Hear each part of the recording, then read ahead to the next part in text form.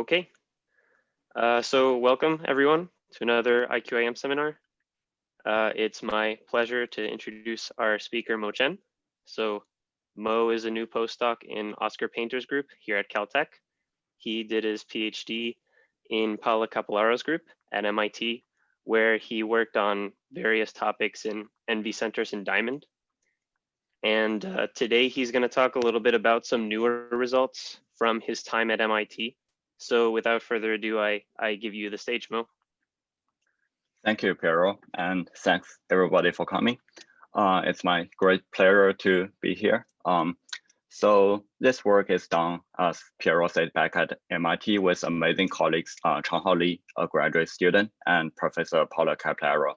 And also it's in collaboration with Nathan Goldman's group. So what we did here is basically using all three levels of the NV center, and we engineer the three-level Hamiltonian so that it emulates a minimal four-dimensional parameter space model that can host a very special momentum space monopole. And we call the monopole a tensor monopole because it is the source of a tensor gauge field, or we call it the Kalb-Ramond field. So we used two different methods to characterize the topological number and show the existence of this monopole. And further, we introduced a transition from this tensor monopole to a topological nodal ring phase. But first things first, let's firstly look at the monopoles.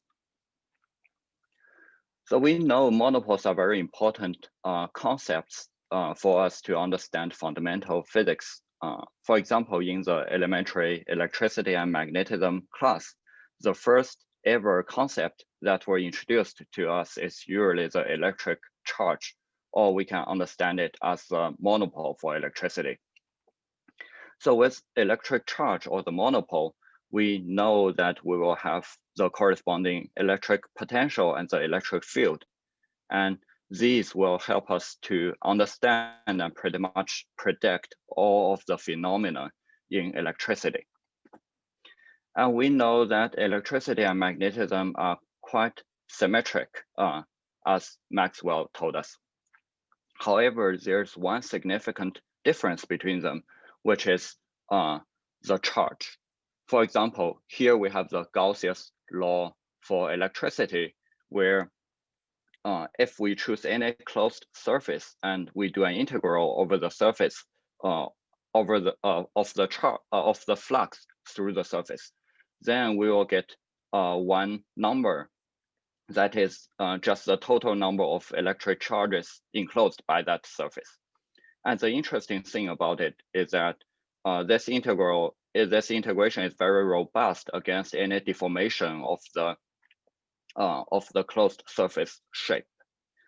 On the other hand, for magnetism, we know from Maxwell's equation that this integration with the Gauss's law is always zero, meaning that we do not have isolated magnetic monopoles in nature. That is kind of curious because we would expect the electricity and magnetism to take symmetric forms. And one such proposal is by Dirac in 1931, who proposed the existence of magnetic monopoles.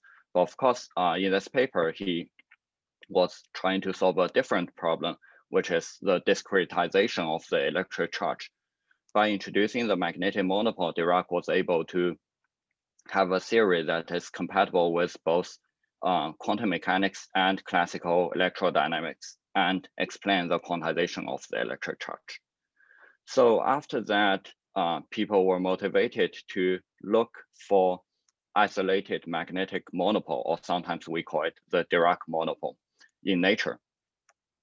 And there's another reason for the search for magnetic monopole, which is its density in space is related to our understanding of the early universe.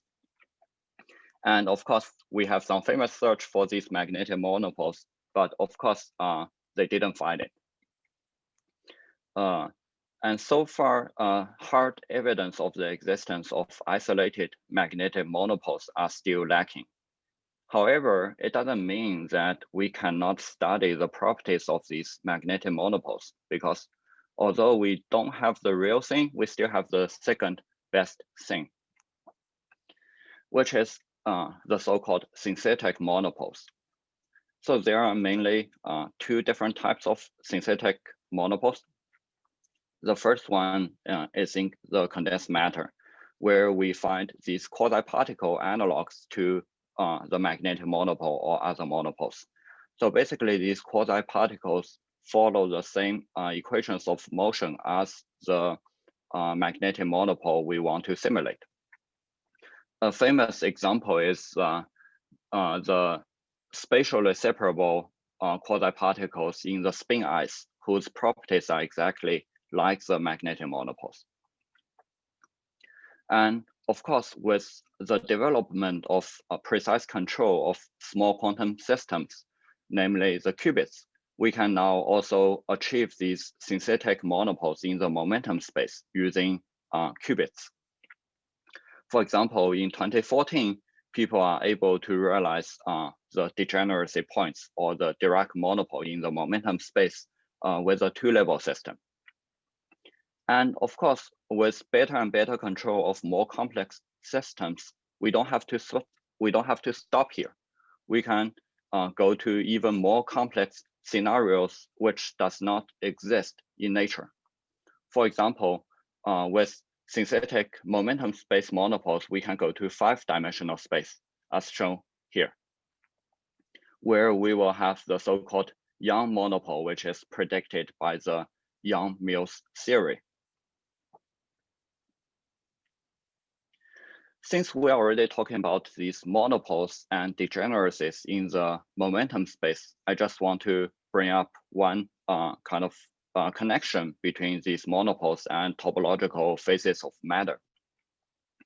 So basically, these are just two different views for a very similar thing. For example, in these two scenarios, we will call the vector potential the barrier connection. We will call the magnetic field the barrier curvature. Although they look slightly different, but if you recall the tensor representation of the magnetic field in the Minkowski space, then they are very similar. And finally, with, for example, the magnetic monopole, we will have the magnetic Gauss's law, which will give us the monopole charge. And on the other hand, we will do an integration of the barrier curvature and get the first Chen number, which can characterize the Dirac monopole. Of course, we can go to higher and higher dimensions, as we have seen before. For example, in the 5-dimensional space, we will have the second Chen number, and that will characterize the Young monopole.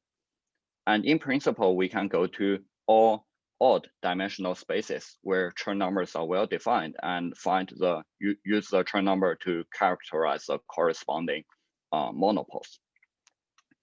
But of course, there's one natural question that will arise, which is what will happen in even dimensional spaces, right? Because Chen numbers are not well defined here.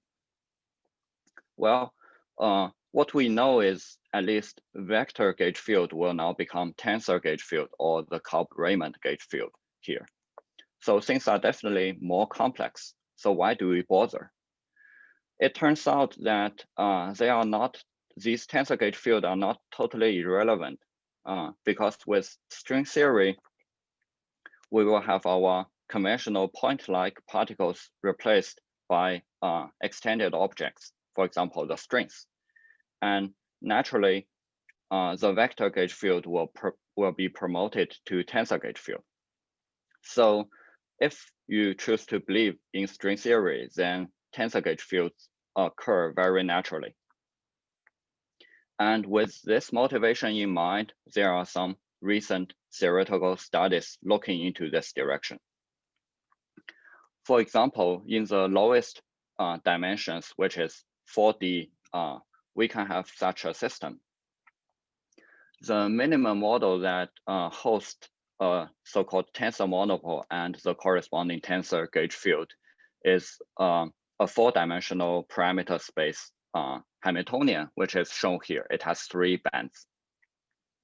So this is a wild type of Hamiltonian because the form looks very similar to a wild type semimetal in the momentum space. So here we write this down in the generalized momentum space spanned by Qx, Qy, Qz, Qw, and we just take a cut to quickly show you the energy bands as shown in this figure. We can see there is a triple degeneracy point at the origin of all three bands. And that triple degeneracy points, the point exactly hosts our tensor monopole. Of course, in this new scenario, in this 4-dimensional space, we will have to generalize all the concepts that we are familiar with. For example, here we will have the 2-form barrier connection, 3-form curvature, and instead of the Chen number, we will have the so-called Dixemia duality or DD invariant. Just a quick, again, comparison so that we don't get lost. In the 3D case and 4D case, we go from a vector gauge potential to a tensor gauge potential. The curvature also goes from a 2-form tensor to a 3-form tensor. And finally, we instead of having Chen numbers, we now have the so-called DD invariant. Now that with all this, we understand, at least in theory, what will happen in 4D and what's the kind of minimum condition that we can host a tensor monopole. The next natural question is, of course, how can we in experiment realize this system? And once we realize it, what kind of measurement do we do to convince ourselves the existence or non-existence of this tensor monopole? Yeah, so to answer the first question, let's take a look, again, careful look at this minimum model, this wild type of Hamiltonian that can host a tensor monopole. It is nothing more than a 3-band Hamiltonian. So in principle, if we do have enough experimental control knobs on our system, we can realize this in a spin 1 system, which has 3 different levels. So we resort to our familiar friend, which is the nitrogen vacancy center or NV center in diamond. It is called NV center because it is one substitutional nitrogen and one adjacent vacancy in the otherwise all carbon diamond lattice. So the NV center can attract one additional electron and become negatively charged. So it has 3 ground state. It's a triplet. We have the 0 state, the +1 state, and the -1 state.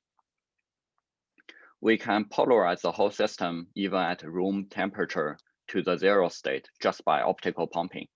And we can read out different spin state by the fluorescence. Of course, there's one more thing that we can do, which is to introduce a magnetic field.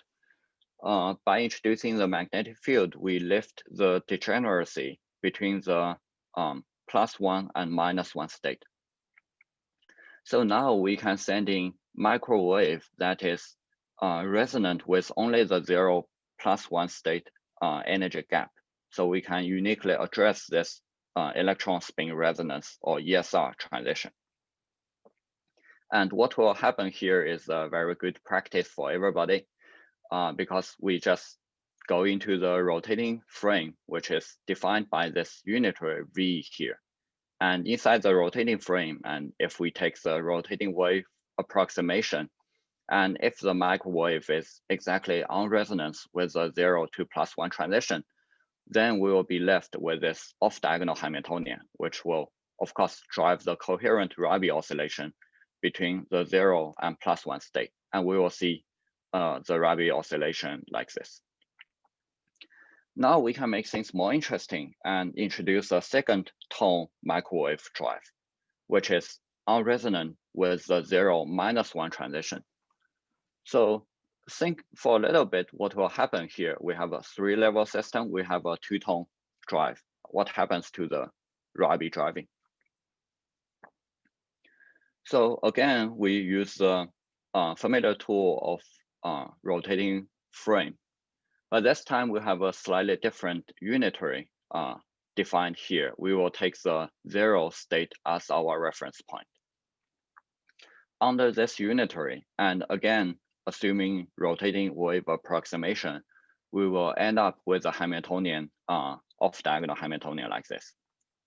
We can kind of convince ourselves because if one of the driving power is 0, then we will get our more familiar 2x2 Hamiltonian in the for a spin 1/2 like this.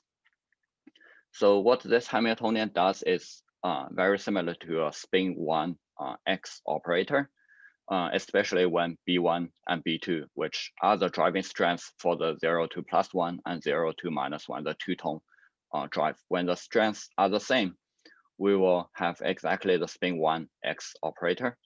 So if we start from the 0 state, this Hamiltonian will basically coherently drive the population from 0 to 50% in +1 and 50% in -1, as shown by the green and blue circles here. And of course, we can offset the driving strengths B1 and B2 a little bit to get slightly different Hamiltonian as evidenced by our experiment. So that is very nice. We already have this spin 1 Hamiltonian in the two-tone microwave rotating frame shown on top here. So how is this relevant to the 4D wild type of Hamiltonian on the bottom? From just a quick glance, they already look very similar. To make the analogy even more clear, I will rewrite the wild type of Hamiltonian in a slightly different space with parameterization H0 or alpha, beta, and phi. So with this new parameterization, we can already see that this one, which is a minimum model that will support a tensor monopole, looks exactly the same as our NV Hamiltonian under the two-tone drive. So with this, we already know that if we can have very precise control over the amplitude and phase of the two-tone microwave driving, we can already realize this minimal tensor monopole model by the NV center. One thing I want to mention here is that with our new parameterization, if we fix H0 and just vary the other three parameters, alpha, beta, and phi, what we will have is basically a hypersphere, S3 sphere with radius H0. Okay, so far we have solved the first question, which is how do we realize this minimum model? We know that we can do it by just doing a two-tone drive to the NV center. The next thing is what kind of measurement do we do to our system to convince ourselves there is or there is not a tensor monopole hosted by this Hamiltonian? So to answer that question, usually we resort to our knowledge of more conventional and familiar case, which is the 3D case with the Dirac monopole. So for the Dirac monopole, what we usually measure is the Berry phase or the geometric phase, right? Which can help us identify the monopole or degeneracy in the momentum space. Since it is already called geometric phase, so we might just as well extract this geometric information directly from the eigenstate manifold, and this can be applied to higher dimension as well. So again, here is the energy spectrum for our Hamiltonian. And one thing I want to briefly mention here is that because the topological structures are more intuitive by look from the Q space. So although we are already doing the parameterization of H0, alpha, beta, and phi, I will still plot all these energy spectrums or band structures in the Q space. Okay, now we want to extract geometric informations in these energy bands. So what can we do here? Firstly, we introduce a new metric called the quantum geometric tensor. So we take one of the eigenstate of the system as a function of all these parameters, mu and nu. The eigenstate is denoted as u here. Then the quantum geometric tensor is defined by this equation. It has two parts. The first part is a metric tensor G that characterizes the overlap between two adjacent states. And we also have the imaginary part, which is nothing but the nothing more than the more familiar two-form barrier curvature in 3D space. So let's firstly see how this quantum geometric tensor will help us in identifying the topological invariant or the monopole. In 3D with Dirac monopole, of course, we can just use the imaginary part, which is already the barrier curvature, to directly get the first Chen number. But we also have an additional relationship here between the metric tensor and the barrier curvature. So with this additional relationship, we can also calculate the first Chen number from the real part, the metric tensor part of the quantum geometric tensor. And this will also lead us to the first Chen number. And the nice thing about this relationship between the Chen number and the metric tensor is that it will naturally extend to higher dimensions. For example, if we generalized the equation to 4-dimensional space, which can have a tensor monopole, we will naturally have this 3-form curvature H as a function, again, as the determinant of the metric tensor. And with the 3-form curvature in hand, we can just, again, do an integral over S3 surface. And this will give us the DD invariant, which is a very good mirror of the tensor monopole.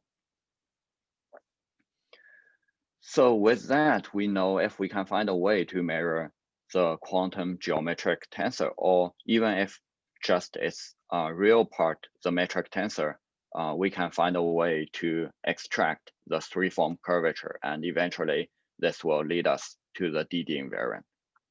Of course, the question is, how do we do that?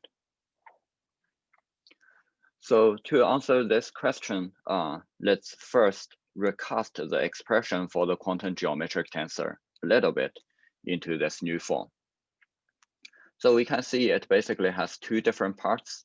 On the denominator, it is the energy difference between the ground eigenstate and the first excited state, or the energy difference between the ground eigenstate and the second excited state. And on the numerator, we basically have 2 matrix elements. So suppose we can somehow drive a coherent oscillation between these, between the 2 excited state and the ground state with transition rates defined by this matrix element, then we can get both of these information. And indeed, we can do that. And the way we achieve this in experiment is, again, relies on our precise control of the system. So we already realized the wild type of Hamiltonian by indeed sending the 2-tone that satisfies the parameterization alpha, beta, and phi. Now, on addition of the parameters we send in, we add some small periodic modulations to these parameters. So mu and nu, which can be either of alpha, beta, and phi, now have an additional periodic modulation. And if the modulation amplitude is weak enough, then we can take the first order approximation. And then our Hamiltonian will be basically the original Hamiltonian plus some additional term, which is proportional to the matrix element here.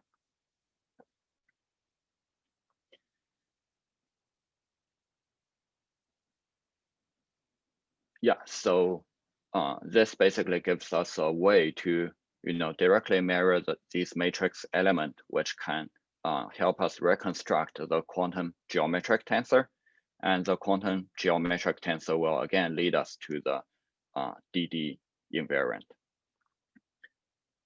So just to see how this whole thing works in experiment, because so far it's a little bit abstract, let's take a look at the energy spectrum of our system.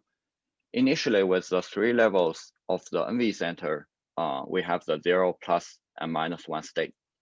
And again, with the 2-tone resonant driving, we will end up in this Hamiltonian in the rotating frame. And just to rewrite it to better match the wild type of Hamiltonian, we use the parameterization alpha, beta, and phi. And all these parameters can be controlled directly by the amplitude and phase of the microwaves. And now that we have the wild type Hamiltonian, we go into the eigenstates, eigenbases of this new Hamiltonian. We have 3 eigenstates, U minus, U naught, and U plus, with their associated eigenenergies, epsilon. We can have 2 different types of transitions from the ground state. For example, from ground state to the first excited state, where the quantum number changed by 1, so we call it a single quantum transition. Or we can directly go from the ground state to the second excited state, where the quantum number changed by 2, so we call it a double quantum transition. So here we apply, again, the parametric modulations, which is very weak. And if we choose this modulation amplitude to be weak enough, then we can drive these transitions and also have very high precision in the resonant frequency. So the first thing we do is exactly that. We fix the total duration of our modulation pulse and sweep the modulation frequency. And we use very weak modulation amplitude so that we can determine the energy difference between the ground state and the excited states with very high precision. So again, just a reminder, this is a denominator when we want to calculate the quantum geometric tensor. And with the frequency precisely determined, we can sit at this frequency and sweep the modulation pulse duration. And then we will see this coherent oscillation between the ground state and one of the excited state.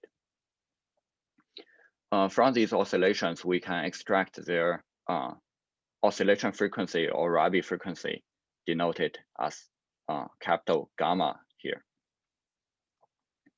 And so far, we already have all the components. Then we can calculate this metric tensor if we measure all these oscillation frequencies.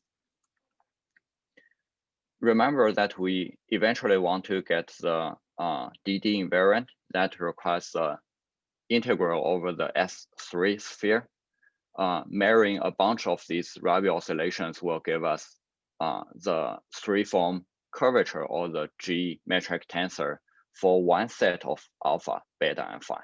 So if we want to do the S3 sphere integral, that's a lot of experiments. But fortunately, we do have one way to simplify all this.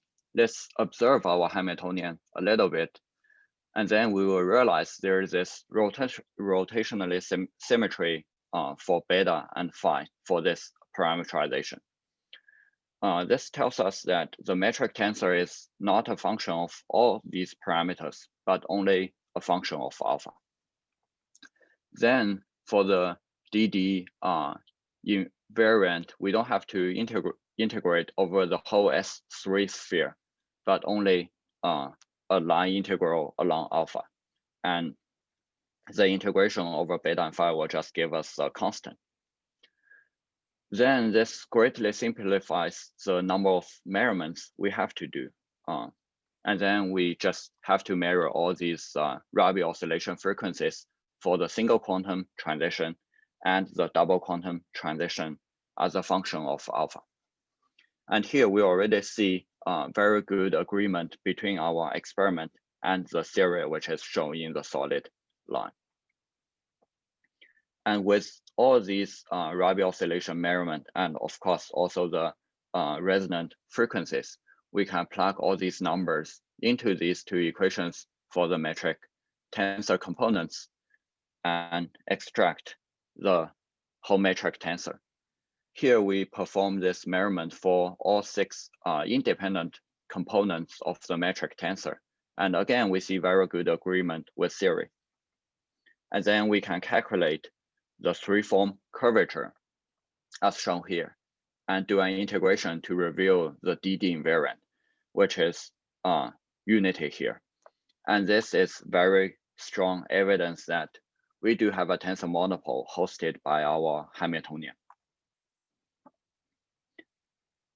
So far, does anybody have any questions?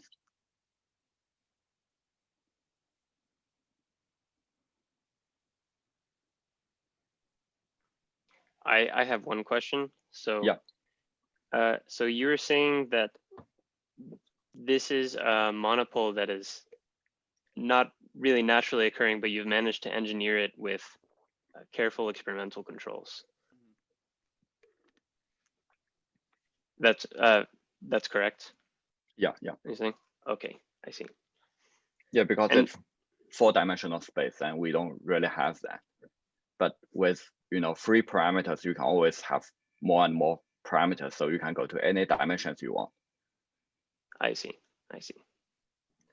And when you talk about these small modulations, what's the relative scale that you're talking about here?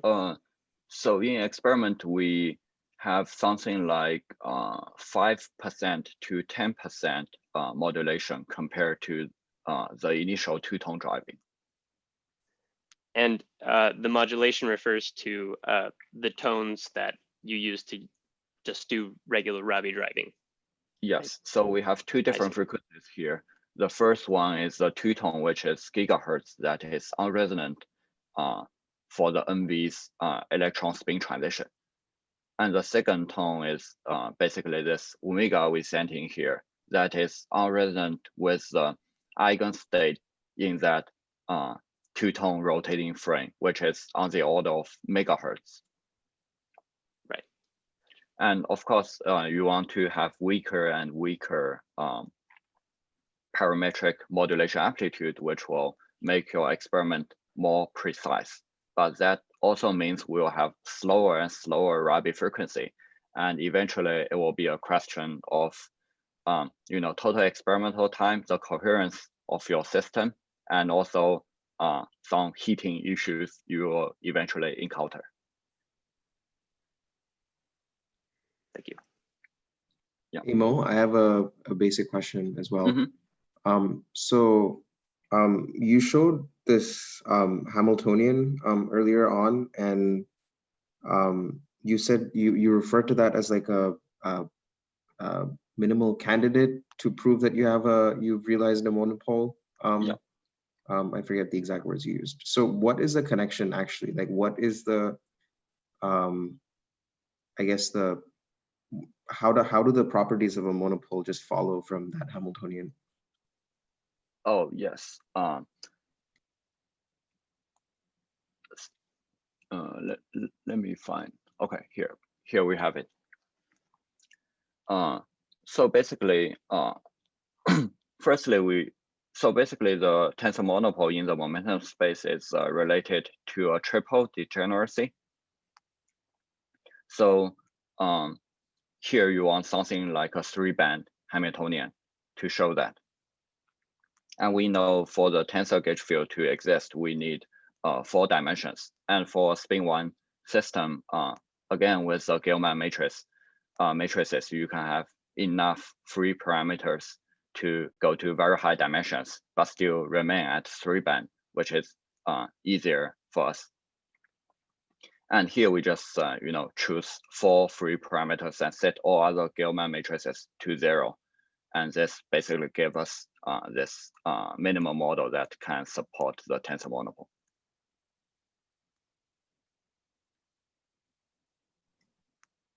Thanks. One more follow-up question. Mm-hmm. So, and sorry if I missed it earlier, but the monopole that you're measuring is a tensor monopole, which is a generalization of which field?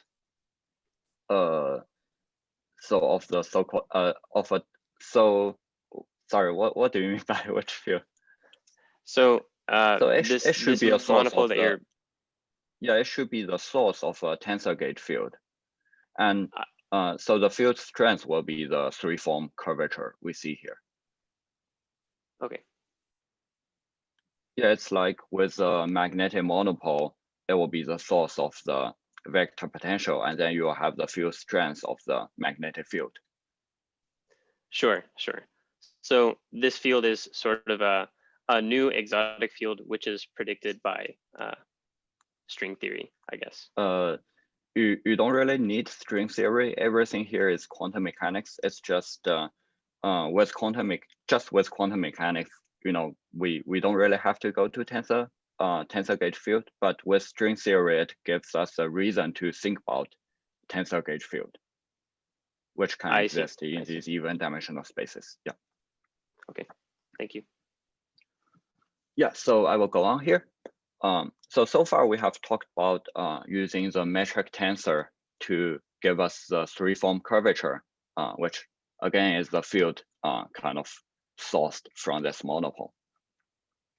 And this will lead us to the unity DD or integer DD invariant. And this method is quite general and should be able to be applied to other systems as well if you want to characterize this DD invariant. But we can have a different way to also approach this three-form curvature. And again, just like in 3D case, we will get the magnetic field from the vector potential. Here we can also get the three-form curvature from the tensor gauge potential. And we choose a very special gauge here to make things simple. As you can see, the three-form curvature is related to the gauge field by this equation.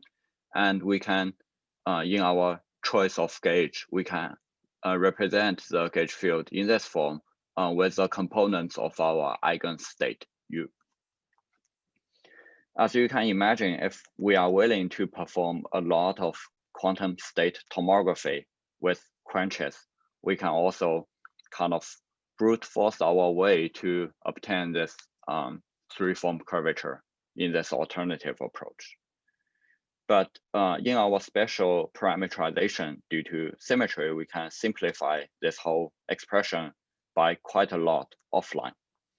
And after some cooking, we will eventually have the three-form curvature just as the sum of two barrier curvature, F alpha beta and F phi alpha.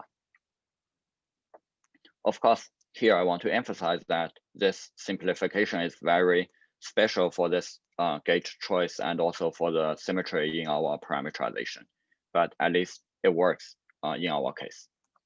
So again, using this method to measure this three-form curvature, what we need is really just the imaginary part of our quantum geometric tensor.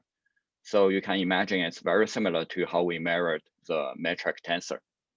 Again, we apply this parametric modulation, but this time to get the imaginary part, we need to modulate our two parameters kind of out of phase. So we apply this cosine and sine elliptical modulation. And then with all these Rabi frequencies measured, we can obtain our barrier curvature with this formula. So here's our measurement result for the single quantum and double quantum Rabi oscillation frequencies. And also the extracted two-form barrier curvature and the three-form curvature for this tensor monopole. Again, integration of the three-form curvature using this very different method, again, gives us an integer topological charge, which is a very good evidence that we indeed have a tensor monopole in our system.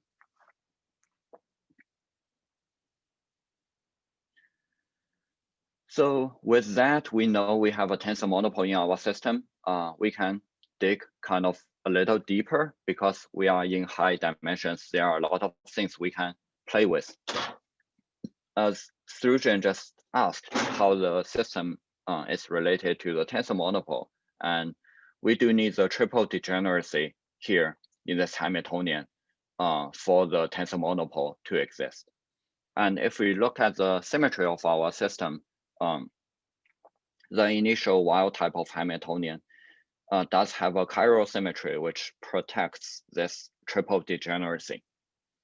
But of course, we can introduce an SZ term, which acts as an external field to the diagonal part, as shown here in this new Hamiltonian. And with the diagonal terms BZ, we can actually break the chiral symmetry. Then the triple degeneracy disappears. Experimentally, it's very easy for us to introduce these diagonal terms. We just need to add some detuning to our initial two-tone drive to the NV center. So with the chiral symmetry gone, what will happen to our system? Turns out, of course, we have more symmetries there to, again, protect some topological structures. And in this case, it's the two mirror symmetry for QXQY and QZQW we have. The symmetries are shown here on the top. Just to make things more concrete, we can look at the case when QZQW being 0. Then we can solve the eigenenergies analytically as given here. And in this case, we will have degeneracy between the lower band epsilon minus and the middle band epsilon 0. And the solutions are given here. In the case of QZQW being 0, the degeneracy happens on a circle or nodal ring, which is in the QXQY plane as shown in the figure to the right. And also the radius of this topological nodal ring is exactly BZ. Of course, in the other subspace with another mirror symmetry, we will have a similar topological nodal ring with the same radius BZ in the QZ/QW subspace. Unfortunately, classification of these nodal lines are not yet complete, even in 3D, not to mention in higher dimensions.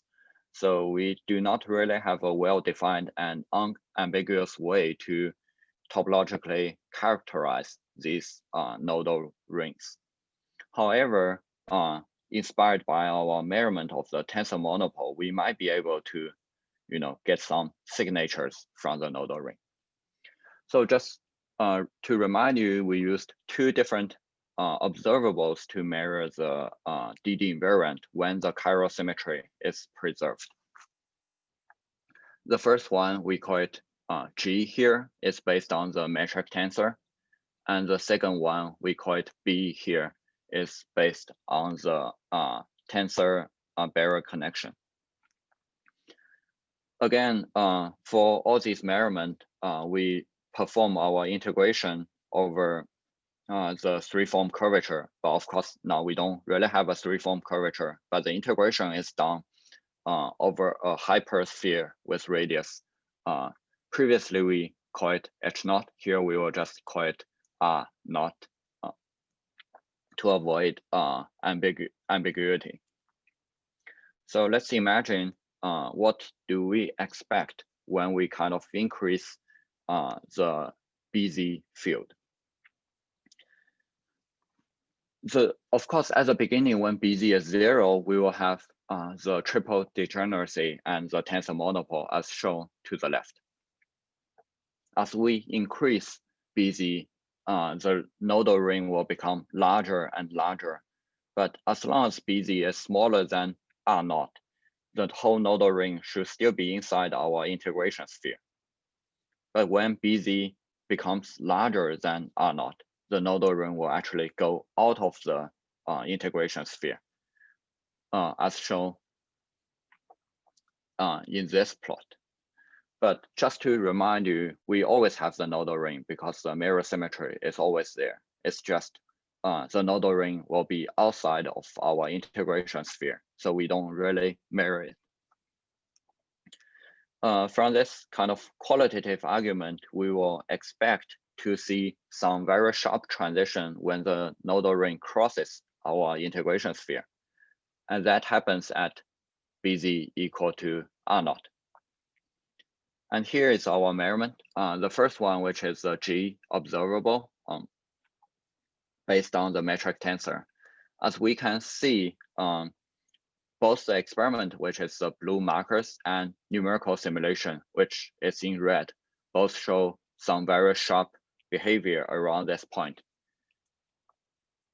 And furthermore, with the second observable, which is based on the tensor barrier connection, we can actually obtain an analytical equation for the result. And the experiment, both the experiment and the analytical result show discontinuity at this point when the nodal ring crosses our integration sphere. And both methods give us a very clear indication that something discontinuous is happening there, which serves as our sign of the observation of the nodal ring phase. And just another comment, as we can see, when the nodal ring is inside the sphere, we have the behavior in this region, which is very smooth. And similarly, when the nodal ring is outside, and we only have the discontinuity when the nodal ring crosses our integration sphere that happens at this point. So with this, it concludes our work. But looking forward, there are still a lot of things that we can explore with this system. For example, how do we characterize these nodal rings topologically? And also, this will be a very good system and very good platform to study non-abelian gauge field theory, for example. Also, there are more symmetries that we can explore in this system. We already mentioned there are these mirror symmetries that will protect these nodal ring faces.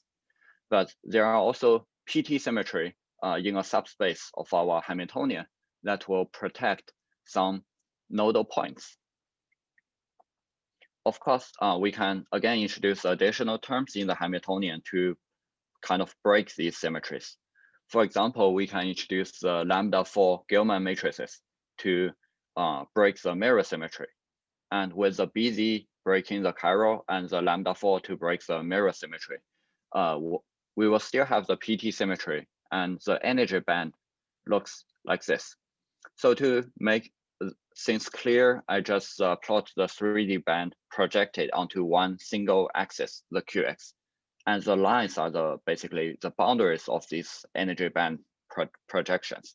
So for the middle band, it is in red and it will have an upper bound and a lower bound. We can clearly see that with just the mirror symmetry broken, but the PT symmetry preserved, we still have degeneracies, both between the middle and lower band, also middle and the upper band. We can further break the PT symmetry by introducing the lambda-5 Gell-Mann matrix. Then we fully open up the gap for this system. All these are very interesting phenomena to explore, but we just need a very good measurement for them, and this still remains an open question. Another interesting direction to follow is that we can use our system as a test bed for unconventional fermions, because we know that in condensed matter systems, there are crystalline symmetries, and there are so many crystalline symmetries that can support these unconventional fermions, as we have already seen before. So For example, we can go into lower dimensional spaces to explore things already predicted in theory. Again, with the BZ term in our Hamiltonian here, we are effectively in a 5-dimensional parameter space. But we can go lower by, for example, freezing beta and phi. Then just by a very simple rotation of our Hamiltonian, we will reproduce this space group 220. And this can be a very good way to explore these unconventional fermions. With that, I will finish my talk. And again, everything is on archive, so you are welcome to read in more details. But of course, you are more than welcome to ask me right now. Thank you. Thanks, Mo. So if anybody has any questions, please feel free to raise your hand and I can unmute you and you can ask your question. You can also ask questions in the Q&A section. I have one follow-up question on this future outlook work. So you mentioned that you can explore some different dynamics by introducing different Kalb-Ramond matrices. So experimentally, how would these terms or how would these matrices be realized?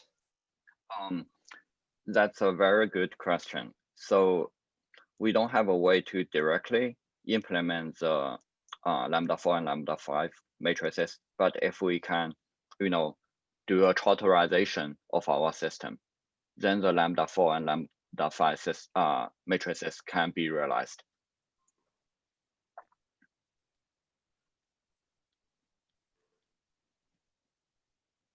A little bit earlier in the talk, you also alluded to the fact that coherence time is a really important factor in getting these experiments to work. So that being said, is that why you think NV is a good platform? And maybe do you think that this could be extended to some of these solid state qubits like donor spins, for example, in silicon that have exhibited like 30-second coherence times? Yeah, definitely, I do think so. For example, for these weak parametric measurements, we do have to go to coherence time up to something like 20 microsecond, which is pretty long for a 3-level system. So in principle, our coherence time can be much longer. So for the single quantum transition, our coherence time on the dynamical decoupling is more than 1 millisecond at room temperature. So in principle, we can go to much longer and get better measurement results. But as you can see in this system, what we have to do is we will start with a 2-tone driving. And the driving strength will determine basically our energy scale in the eigenbasis for the 3-band Hamiltonian. So we already pump a lot of heat into the system. And what we are limited, at least in our experiment, is not how long our coherence time is, but rather how much heat we put into the system. And eventually that will drift all our kind of parameters. And at longer times, when you are running experiment, all these numbers, for example, the frequencies will just drift away and you no longer get a precise measurement. Yeah, but definitely with other systems, if driving can be more efficient and you still have a very long coherence time, definitely you can do this.